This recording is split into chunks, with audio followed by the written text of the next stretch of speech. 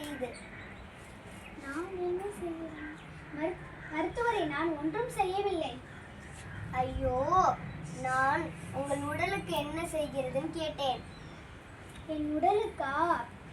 கடந்த 3 நாட்களாக எனக்கு கடும் காய்ச்சல். ஓ, ஃபீவரா? ஓ, இந்த டேப்லெட்டை எடுத்துக்கோங்க. ஓ, ஔடதமா? ஆமா ஆமா, அந்த லவுடத்தை நீங்கள். ஐயோ, நீங்கள் தவறாக கூறினீர்கள். அது ஔடதம்.